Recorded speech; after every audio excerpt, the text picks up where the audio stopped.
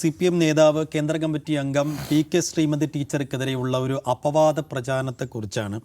അപ്പോൾ അവരുടെ ഭർത്താവിൻ്റെ പേരിലുള്ള MLA പെൻഷൻ ഇപ്പോഴും PK ശ്രീമതി ടീച്ചർ മേടിച്ചുകൊണ്ടിരിക്കുന്നു എന്ന ഒരു ആരോപണം ഉയർത്തിക്കൊണ്ട് ചില യൂട്യൂബ് ചാനലുകളും ഒരു ടെലിവിഷൻ ചാനലും കുറേ ദിവസമായി ഈ രീതിയിലുള്ള അപവാദ പ്രചാരണം നടത്തിക്കൊണ്ടിരിക്കുന്നുണ്ട്. ഇന്നിപ്പോൾ PK ശ്രീമതി ടീച്ചർ മാധ്യമങ്ങൾക്ക് മുന്നിൽ വന്ന് വിതുമ്പിക്കരഞ്ഞു. അവർ സ്ട്രോങ് ആയ വിമനാണ്, പക്ഷേ അവർക്ക് പിടിച്ചു നിൽക്കാൻ കഴിയാത്ത രീതിയിലുള്ള വ്യക്തിപരമായ ആക്രമണം വന്നപ്പോൾ ഇന്നവർ വലിയ ഇമോഷണലി ഡൗൺ ആകുന്നതും അവർ കരയുന്നതുമൊക്കെ നമ്മൾ കണ്ടു. കാരണം അത് അത്രമേൽ അവർ ഹർട്ട് ചെയ്തിരുന്നു. ഇല്ലാത്ത ഒരു സംഗതി ഇങ്ങനെ വലിയ പ്രചാരണമായി മുന്നോട്ട് പോകുമ്പോൾ അവർക്കത് വലിയ വേദന ഉണ്ടാക്കുന്നുള്ളതാണ്. ഇന്നിപ്പോൾ മീഡിയ വൺ തന്നെ അക്കാര്യത്തിലൊരു അന്വേഷണം നടത്തിയപ്പോൾ തൃശ്ശൂരിലെ ഒരു PR കൃഷ്ണൻ എന്ന പഴയ MLA ഭാര്യയുടെ പേരും PK ശ്രീമതി ടീച്ചറാണ്.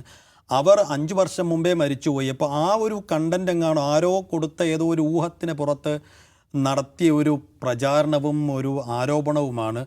അത് യാതൊരു വസ്തുതാവിരുദ്ധമായൊരു ആരോപണത്തിന് പുറത്താണ് ഈ രീതിയിലുള്ള പ്രചാരണമൊക്കെ നടന്നത്. അപ്പോൾ അതിനെതിരെ പരാതി നൽകി നിയമ നടപടി ഒരുങ്ങുകയാണ് PK ശ്രീമതി ടീച്ചർ. അപ്പോൾ ഇത് എന്ത് മാധ്യമപ്രവർത്തനമാണ് എന്നുള്ള ചോദ്യമാണ് ഉയരുന്നത്. അജിം സർ, ഇത് മാധ്യമപ്രവർത്തനമല്ല, ഇത് വിദ്വേഷ പ്രചാരണമാണ്.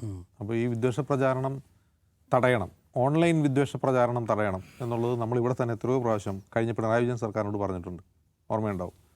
അപ്പോൾ അത് തടയാൻ അന്നത്തെ സർക്കാർ, ആഭ്യന്തര വകുപ്പ് തയ്യാറായില്ല എന്നുള്ളതാണ് അവരുടെ പരാജയത്തിൻ്റെ ഒരു കാരണമായി മാറിയത്.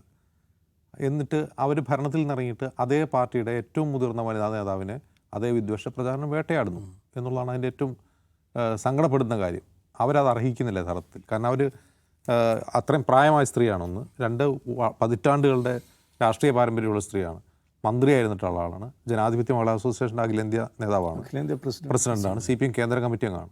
അപ്പോൾ അവരെപ്പറ്റി ഒരു പച്ചക്കള്ളം, വെറും പച്ചക്കള്ളം. അത് ആ വാർത്ത ഞാൻ വായിച്ചു നോക്കി, വാർത്ത എന്ന് പറയാൻ കഴിയില്ല, ദ പീസ് ഓഫ് ഡാഷ്, അത് ഞാൻ വായിച്ചു നോക്കി കഴിഞ്ഞപ്പോൾ അതിൽ പറയുന്നത് ഏതോ ഒരാൾ ഇത് കൊടുത്തു, എന്താണ് വിവരാവകാശം കൊടുത്തു കഴിഞ്ഞപ്പോൾ ഈ അയാളുടെ ഉദ്ദേശം എന്താണ്, അനർഹർ പെൻഷൻ വാങ്ങുന്നുണ്ടെന്നുള്ളതാണ് പരിശോധിക്കേണ്ടത്. അപ്പോൾ PR കൃഷ്ണൻ എന്ന് പറയുന്ന ഒരു മുൻ MLA ഭാര്യ PK ശ്രീമതി ഇപ്പോഴും പെൻഷൻ വാങ്ങുന്നു എന്നുള്ളതാണ് അയാൾക്ക് കിട്ടിയ വിവരം. അപ്പോൾ PR കൃഷ്ണൻ എന്ന MLA ആരാണെന്ന് അന്വേഷിക്കാതെ അങ്ങനെ MLA ഉണ്ടായിരുന്നോ, ഇന്ത്യയിൽ അയാൾ ഏത് പാർട്ടിക്കാരനായിരുന്നു, ഏത് മണ്ഡലത്തിൽ നിന്നായിരുന്നു, അയാൾക്ക് ശ്രീമതി എന്നുള്ളൊരു ഭാര്യ ഉണ്ടായിരുന്നോ എന്നൊന്നും അന്വേഷിക്കാതെ ഇവർ അപ്പോൾ അവർ ആ വാർത്തയും കൊടുക്കുകയാണ്. അപ്പോൾ അത് വാർത്ത എന്ന് പറയാൻ പറ്റില്ല, കാരണം അതിൻ്റെ ലക്ഷ്യം ഇവർക്കെതിരായിട്ടുള്ള വിദ്വേഷ പ്രചാരണമാണ്. ശരിക്കും PR കൃഷ്ണൻ എന്ന് പറഞ്ഞൊരു കോൺഗ്രസ്സുകാരനുണ്ടായിരുന്നു, ഒരു MLA ആയിരുന്നു അദ്ദേഹം മരിച്ചുപോയി, 93 മരിച്ചു പോയതാണ്. അതിനുശേഷം അദ്ദേഹത്തിൻ്റെ ഭാര്യയ്ക്ക് പെൻഷൻ കിട്ടിയിട്ടുണ്ടാവും, ആ സ്ത്രീ മരിച്ചുപോയി. അപ്പോൾ അവരും മരിച്ചുപോയി എന്ന് അവരുടെ മകനാണ് മാധ്യമങ്ങളോട് പറയുന്നത്.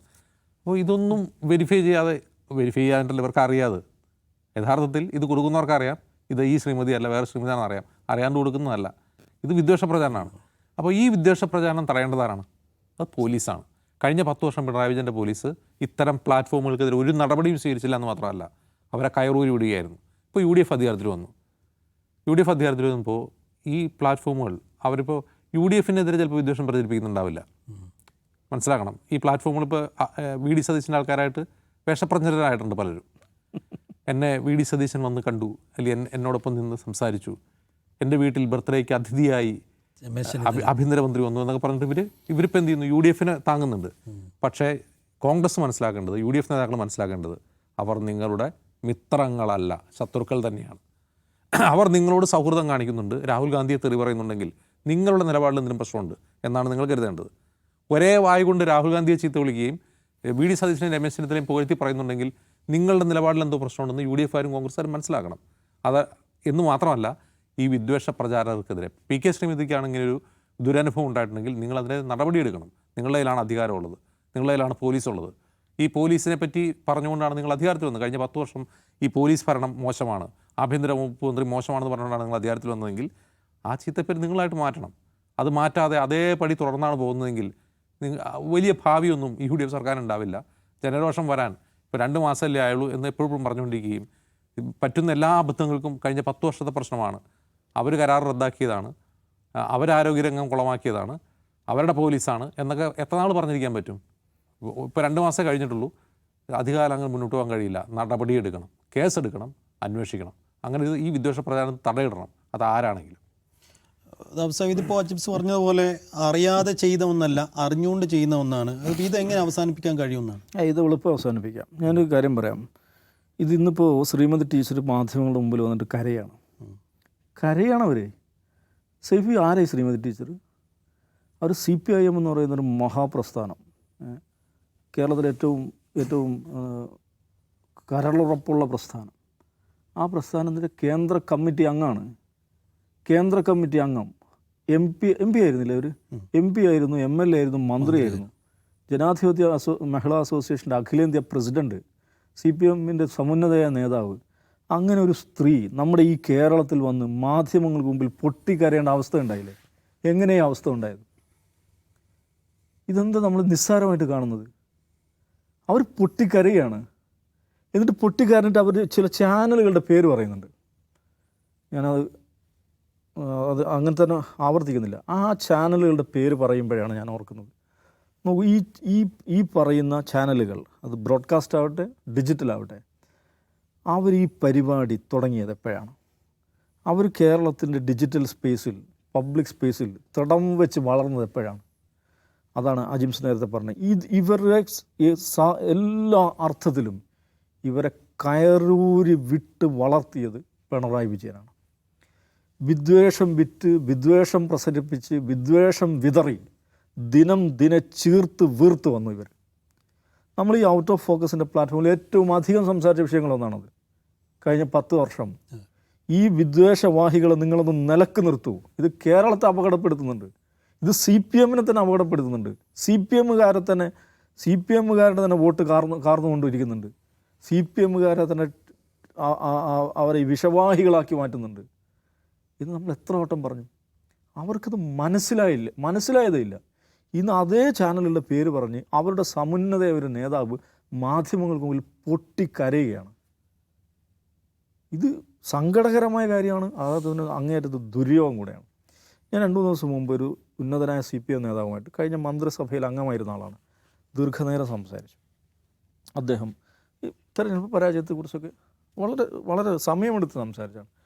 അപ്പം പുള്ളി എന്നോട് ചോദിച്ചു, എന്താണ് ഈ പോലീസിൻ്റെ പ്രശ്നം എന്ന് പറയുന്ന കാര്യം? അപ്പോൾ എന്താണത് ശരിക്കും, എന്താണ് നിങ്ങൾ പറയുന്നത്? ഞാൻ അവനോട് പറഞ്ഞു, ഞാൻ 2 ഉദാഹരണം പറയാം. നിങ്ങളെ നേതാവ് പിണറായി വിജയൻ ഭരിക്കുമ്പോഴാണ് കേരളത്തിലെ ഒരു ആകാശവാണിയിൽ ജോലി ചെയ്യുന്ന ഒരു ഉദ്യോഗസ്ഥ ഫേസ്ബുക്ക് പോസ്റ്റ് ഇടുകയാണ്. പൈപ്പ് വെള്ളത്തിൽ എന്ത് കലർത്തിയാണ്? വിഷം കലർത്തിയിട്ട് ഇവന്മാർക്ക് പണി കൊടുക്കണം. ആർക്ക് പണി കൊടുക്കണം? മുസ്ലിങ്ങൾക്ക് പണി കൊടുക്കണം എന്ന് ഫേസ്ബുക്ക് പോസ്റ്റ് ഇടുന്നു. നമുക്കൊരു കേന്ദ്ര സർക്കാർ സ്ഥാപനത്തിൽ ഉദ്യോഗസ്ഥയാണ്. ഇവരുടെ യുക്തിവാദികളുടെയൊക്കെ സ്റ്റേജിൽ പോയി പ്രസംഗിക്കുന്ന ആളാണ്. ഒരു അനക്ക് സ്വമേധയാ കേസെടുക്കേണ്ടതല്ലേ? കേസെടുത്തതേ ഇല്ല. പരാതി കൊടുത്തു ആരാണ്? നമ്മുടെ കൊടുങ്ങല്ലൂരിലെ അനൂപ് കൊടുത്തു, പ്രശാന്ത് ഏവൻ കൊടുത്തു, സിനിമാ സംവിധായകൻ.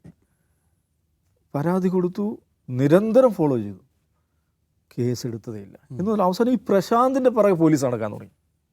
പ്രശാന്തിനെ ചുറ്റുവട്ടത്തൊക്കെ സ്പെഷ്യൽ ബ്രാഞ്ചിനെയും ഒക്കെ വിട്ട് അവനെക്കുറിച്ച് അന്വേഷിപ്പിക്കുക. ഈ സ്ത്രീക്കെതിരെ കേസെടുത്തതേ ഇല്ല. ഇനി ഇപ്പുറത്ത് ഗസയിലെ പ്രശ്നങ്ങൾ നടന്നുകൊണ്ടിരിക്കുമ്പോഴാണ് ഈ കോഴിക്കോട് ബീച്ചിൽ ഒരു കോഫി ഷോപ്പുണ്ട്, നമ്മുടെ ഇസ്രായേലുമായി, എന്തായാലും സ്റ്റാർബക്സ്. ഈ സ്റ്റാർബക്സിൻ്റെ പരിസരത്ത് കോഴിക്കോട്ട് വിദ്യാർത്ഥികൾ SIOൻ്റെ പ്രവർത്തകരാണ്. അവർ പോയിട്ട് 3-4 പോസ്റ്റർ ഒട്ടിച്ചു. എന്താ പോസ്റ്റർ? സ്റ്റാർബക്സ് ഇസ്രായേലി കണക്ഷനിലാണ്, ബഹിഷ്കരിക്കുക. ഒരു സ്ഥാപനം ബഹിഷ്കരിക്കണോ വേണ്ടയോ എന്നൊക്കെ പറയാൻ ആർക്കും സ്വാതന്ത്ര്യമുണ്ട്. ആ കുട്ടികൾക്കെതിരെ പോലീസ് കേസെടുത്തു. ഏത്? 153A. എന്താണ്? കലാപശ്രമവും സമുദായ വിദ്വേഷവും ഒക്കെ ആ നിലക്കിൽ എല്ലാ വകുപ്പും ചേർത്ത് കേസെടുത്തു. നമുക്ക് സ്റ്റാർബക്സ് ബഹിഷ്കരിക്കണം എന്ന് ഒരു കൂട്ടർ, ആരോ ആവട്ടെ, ഒരു കൂട്ടർ പറഞ്ഞാൽ അതെങ്ങനെയാണ് സമുദായ വിദ്വേഷം ഇതാക്കല? അതെങ്ങനെയാണ് കലാപശ്രമമാകുക?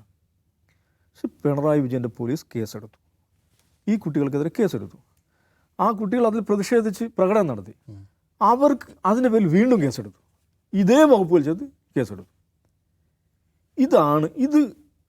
ഇത് കഴിഞ്ഞ 10 വർഷം കേരളം നടന്നുകൊണ്ടേയിരിക്കുകയാണ്.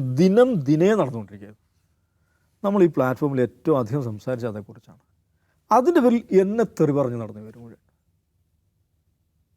ഇത് പറഞ്ഞതിൻ്റെ പേരിൽ ഞാൻ പിണറായി വിജയനെ സംഖ്യയാക്കിയേ എന്ന് പറഞ്ഞിട്ട് എനിക്കെതിരെ ക്യാമ്പയിൻ തുടങ്ങി. ഇത് പറയുന്നത് എങ്ങനെയാണ് പിണറായി വിജയനെ സംഖ്യയാക്കുന്നത്? നമുക്ക് PK ശ്രീമതി ഇന്ന് മാധ്യമങ്ങൾക്ക് മുമ്പിൽ പൊട്ടിക്കരഞ്ഞിട്ടുണ്ടെങ്കിൽ അത് അങ്ങേറ്റം ഖേദകരമാണ്. പക്ഷേ ആ സാഹചര്യം സൃഷ്ടിച്ചത് പിണറായി വിജയനാണ്, CPIM ആണ്, CPMൻ്റെ സൈബർ പടയാളികളാണ്. കാരണം ഈ വിദ്വേഷവാഹികളെ മുഴുവൻ പാലൂട്ടി വളർത്തി അവർക്ക് സർവ്വ പ്രോത്സാഹനവും നൽകിയത് അത് പിണറായി വിജയനും കമ്മ്യൂണിസ്റ്റ് പാർട്ടി ഓഫ് ഇന്ത്യയും അതിൻ്റെ നേതാക്കന്മാരും അതിൻ്റെ സൈബർ അണികളുമാണ്. അതിൻ്റെ ഇരയായിക്കൊണ്ടിരിക്കുകയാണ് ഇപ്പോൾ ശ്രീമതി. അപ്പോൾ അവരെ ഈ പറയുന്ന കൃഷ്ണൻ എന്ന് പറയുന്ന MLA യുടെ മകൻ PR കൃഷ്ണൻ എന്ന് പറയുന്ന MLA യുടെ മകൻ നമ്മുടെ റിപ്പോർട്ടർ തപ്പിപ്പോയി പിടിച്ചു. സേഫായിരുന്നു തോന്നുന്നു സംസാരിച്ചത്. സേഫാണ് ലൈവായിട്ട് സംസാരിച്ചത്. അദ്ദേഹം പറയാണ് മരിച്ചുപോയി, അമ്മ മരിച്ചു പോയപ്പോൾ തന്നെ ഞങ്ങൾ എഴുതി കൊടുത്ത് ഡെത്ത് സർട്ടിഫിക്കറ്റ് പ്രൊവൈഡ് ചെയ്തിട്ട് എഴുതി കൊടുത്തിട്ടുണ്ട്, ഞങ്ങളതിന് ശേഷം ഒന്നും സ്വീകരിക്കുന്നില്ല. പക്ഷെ ഒരൊറ്റ കാര്യം, PR കൃഷ്ണൻ്റെ ഭാര്യയുടെ പേര് PK ശ്രീമതി എന്നാണ്. എന്ന ആ ഒരു സംഗതി കാണുമ്പോഴേക്ക് ക്യാമ്പയിൻ അങ്ങോട്ട് ആരംഭിച്ചു. PK ശ്രീമതി എങ്ങാണ്ട് കിടക്കുന്ന മരിച്ചുപോയ MLA യുടെ പേരിൽ പണം തട്ടുന്നു എന്ന് പറഞ്ഞിട്ട് ഒരാളെ പരസ്യമായി അവഹേളിക്കുന്നതിന് പരിധിയില്ല സൈബു. ഇത് നമ്മുടെ നാട്ടിൽ മാന്യമായിട്ട് ജീവിച്ചുകൊണ്ടിരിക്കുന്ന ഒരു പൊതുപ്രവർത്തകയല്ലേ, അവരോട് എന്ത് രാഷ്ട്രീയ വിരോധം ഉണ്ടായിക്കോട്ടെ, ഇമാതിരി ചെറ്റത്തരം, ഇമാതിരി ഊളത്തരം ഒരു സമുന്നതയായ ഒരു പൊതുപ്രവർത്തകർക്കെതിരെ പറഞ്ഞിട്ട് നോക്കൂ. ഈ CPMൻ്റെ DYFIയുടെ ജനാധിപത്യ മഹിളാ അസോസിയേഷൻ്റെ ഒരു മാർച്ച് ഈ പറയുന്ന ചാനലിൻ്റെ ആഫീസിലേക്ക് നടത്തി. ഒരു പരാതി അവർ എഴുതി കൊടുത്തു എനിക്കെതിരെ. ഭഗത് സിംഗ് അദ്ദേഹം ജീവിച്ചിരിക്കുന്ന കാലത്ത് അദ്ദേഹം തീവ്രവാദിയായി പരിഗണിക്കപ്പെട്ട ആളാണ് എന്ന് പ്രസംഗിച്ചതിൻ്റെ പേരിൽ കേരളത്തിലെ 200 കേന്ദ്രങ്ങളിൽ DYFI പ്രകടനം നടത്തിയിട്ടുണ്ട്.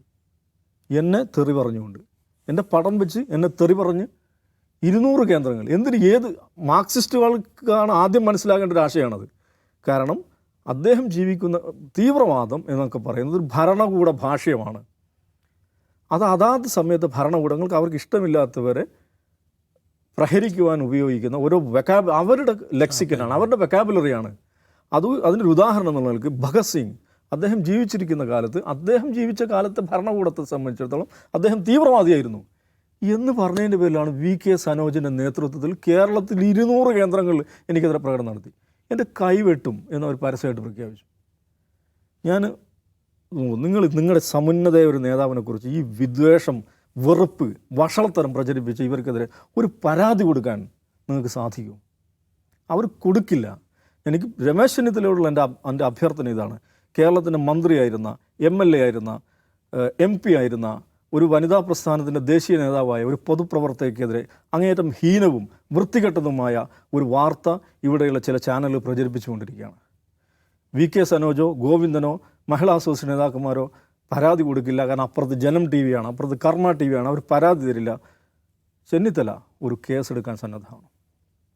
ഇവർ ഈ വിദ്വേഷവാഹകരെ നിലക്ക് നിർത്താൻ ഇതല്ലാതെ വഴിയിൽ നോക്കൂ. നമ്മൾ ഈ UDF സർക്കാർ അധികാരത്തിൽ വന്ന ഉടനെ ഒരു ട്രെൻഡ് ഉണ്ടായി. എന്നാണ് AI ടൂളുകൾ ഉപയോഗിച്ചിട്ട് മീഡിയ വണ്ണിൻ്റെ പേരിൽ കാർഡുകൾ ഇങ്ങനെ ഇറങ്ങിക്കൊണ്ടിരിക്കുകയാണ്. അങ്ങേയറ്റം തെറ്റിദ്ധരിപ്പിക്കുന്ന സ്വഭാവത്തിലുള്ള എൻ്റെ പടം ഉപയോഗിക്കുന്നുണ്ട്, പ്രമോദിൻ്റെ പടം ഉപയോഗിക്കുന്നുണ്ട്, മീഡിയയുടെ ലോഗോ ഉപയോഗിക്കുന്നുണ്ട്, കേരള പോലീസ് DGPയുടെ വരെ പടം ഉപയോഗിച്ചു, രമേശ് ചെന്നിത്തലയുടെ പടം ഉപയോഗിച്ചു. ഇങ്ങനെ മീഡിയ വണ്ണിൻ്റെ എന്ന ഭാവേനെ വളരെ നല്ല എസ്തെറ്റിക്, നല്ല ഡിസൈനിലാണ് AI ഉപയോഗിച്ചിട്ടാണ് കാർഡുകൾ ഇങ്ങനെ ഓരോ ദിവസവും ഡസൻ കണക്കിന് കാർഡുകൾ ഇറങ്ങി. നമുക്കത് വലിയ ശല്യമായി. നമ്മൾ പോലീസ് DGPയെ നേരിൽ കാണുന്നു, ആഭ്യന്തരമന്ത്രിയെ കാണുന്നു, പരാതി കൊടുക്കുന്നു, കേസെടുക്കുന്നു. കേസെടുത്ത് കഴിഞ്ഞപ്പോൾ സൈഫു സ്വിച്ചിട്ടതുപോലെ നിന്നു. എന്താണ്? നിയമപാലക സംവിധാനം അവർ ഉണർന്ന് പ്രവർത്തിക്കുന്നു. അവർ ശരിയായ വിധം ഇടപെടുന്നുണ്ടെങ്കിൽ ഇത് അവസാനിപ്പിക്കാൻ പറ്റും. ഇതിനെതിരെ ഒരു നടപടിയും സ്വീകരിക്കാതെ പ്രോത്സാഹിപ്പിക്കുകയായിരുന്നു പിണറായി വിജയൻ ചെയ്തിരുന്നത്. അത് ആവർത്തിക്കരുത്. ഇത് PK ശ്രീമതി അവഹേളിച്ചവർക്കെതിരെ ജനം TV അവഹേളിച്ചിട്ടുണ്ടെങ്കിൽ CPM അങ്ങോട്ട് മാർച്ച് നടത്താൻ പോകുന്നില്ല. സീതാബൂദിനെതിരെ മാർച്ച് നടത്തിയ പോലെ ജനം TVക്കെതിരെ മാർച്ച് നടത്താനുള്ള ആംബിയർ അവർക്കില്ല.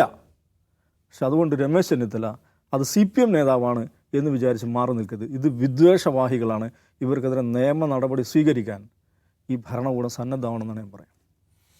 അപ്പോൾ ഈ വിദ്വേഷത്തിൻ്റെ പണിക്കൊടുക്കം CPMൻ്റെ മുതിർന്ന നേതാവ് തന്നെ ഇരയായിരിക്കണം. അതുകൊണ്ട് പോലീസ് ഇതിനകത്ത് ക്രിയാത്മകമായ ഇടപെടണം. ഒപ്പം CPM സംഘടനാപരമായി തന്നെ ഈ വിഷയം ഗൗരവത്തിലെടുത്ത് കൈകാര്യം ചെയ്യണമെന്നതുകൂടിയാണ് ആവശ്യപ്പെടാനുള്ളത്.